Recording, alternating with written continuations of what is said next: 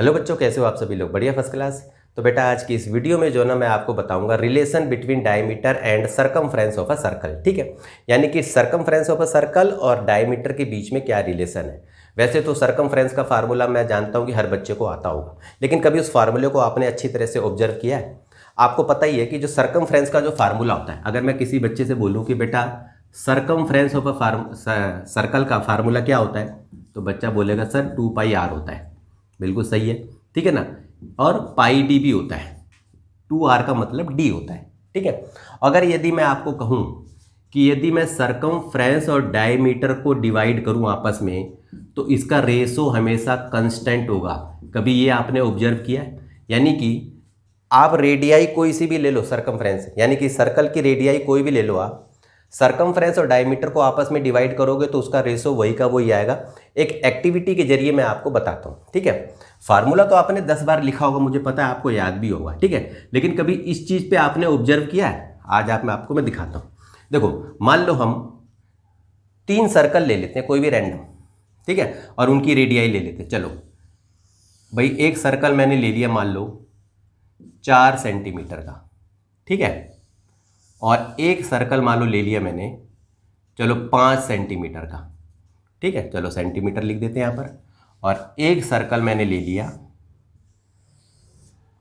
6 centimetre का, ठीक है जी। अब इसको अच्छी तरह से गौर से देखना, ये हमारा हो गया पहला सर्कल, ये हमारा हो गया सेकंड, और ये हमारा हो गया थर्ड। ठीक है, अब इसकी रेडियाई देखो आप। चलो जी, रेडियस जो है पहले वाले की कितनी है जी? 4 सेंटीमीटर, दूसरे वाले की कितनी है? 5 सेंटीमीटर, और तीसरे वाले की 6 सेंटीमीटर। ये तो आपको दिख ही रहा है, ठीक है। अच्छा, अब रेडियस ये है तो इसका डायमीटर, तो सभी बच्चों को पता है सर कि रेडियस का दुगना डायमीटर होता है, ये तो बात पता ही है।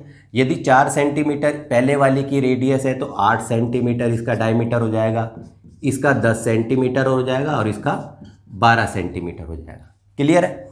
अब यदि मैं कहूं कि बेटा सरकमफ्रेंस, ठीक है, सरकमफ्रेंस, तो सरकमफ्रेंस का फार्मूला पाई डी लगा लेते हैं, ठीक है। तो हमने सीधा पाई डी अगर हम कहेंगे पहले वाले का, तो देखो पहले वाले का 22/7 इंटू में कितना है?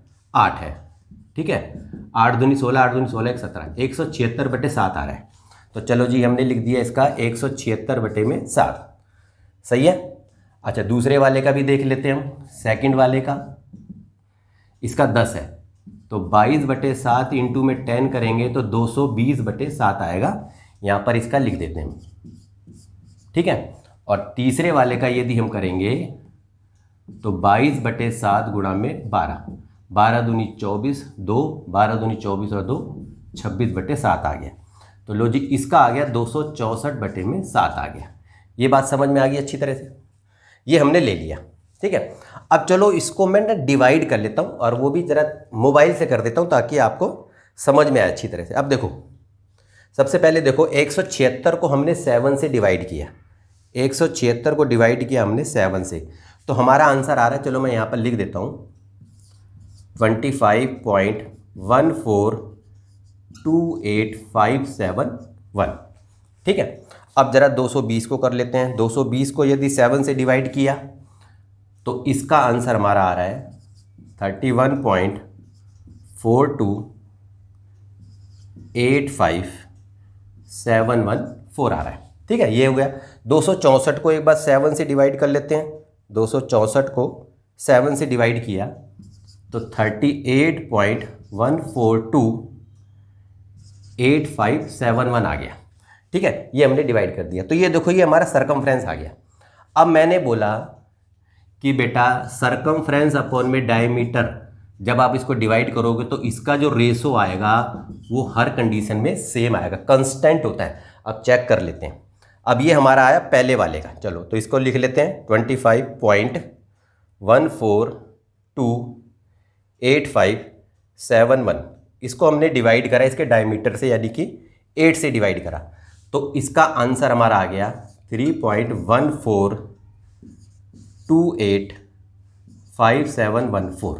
ठीक है, अब जरा इसको कर लेते हैं 31.42 285,714 को यदि हम डिवाइड करेंगे 10 से, ठीक है, तो इसका आंसर आ गया हमारा 3.14285714, ठीक है। अब ज़रा इसको देखो आप।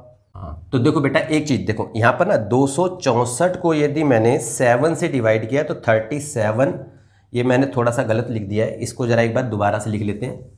हाँ देखो 264 को 7 से डिवाइड किया ना मैंने, तो ये मेरा आ रहा है 37.7142857 आ रहा है हमारा, ठीक है, ये आया, थोड़ा सा गलती से ये हो गया था हमारा।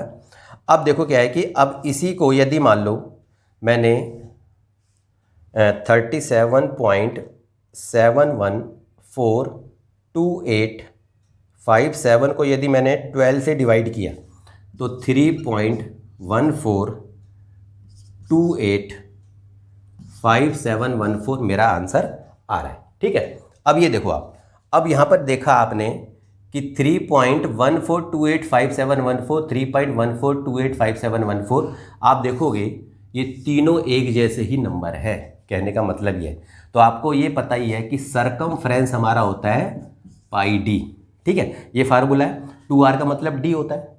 तो यदि अगर मैं ये कहूँ कि c अपॉन में d को यदि बेटा नीचे ले आऊँ तो ये बराबर किसके होगा, पाई की वैल्यू के बराबर होगा, कहने का मतलब ये।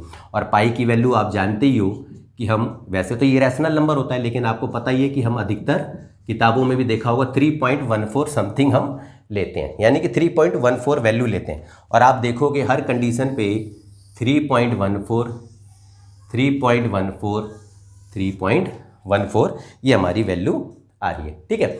तो इस तरह से जो है आपने देखा होगा कि पाई का जो हमारा सरकमफ्रेंस और डायमीटर का जो रेशो होता है वो हमेशा हर कंडीशन पे कांस्टेंट होगा, चाहे आप रेडियस सर्कल की कोई सी भी ले लो, ठीक है ना। तो बेटा आज के लिए इतना ही। उम्मीद करता हूँ कि ये वीडियो आपको अच्छी लगी होगी। यदि ये वीडियो आपको पसंद आई तो बेटा लाइक करना, कमेंट करके बताना ये वीडियो आपको कैसी लगी, ठीक है। और एक इंपॉर्टेंट काम है वो है बेटा चैनल को सब्सक्राइब करना। तो बेटा आज के लिए इतना ही, मिलते हैं आपसे फिर किसी नेक्स्ट इंटरेस्टिंग टॉपिक पे, तब तक के लिए ओके।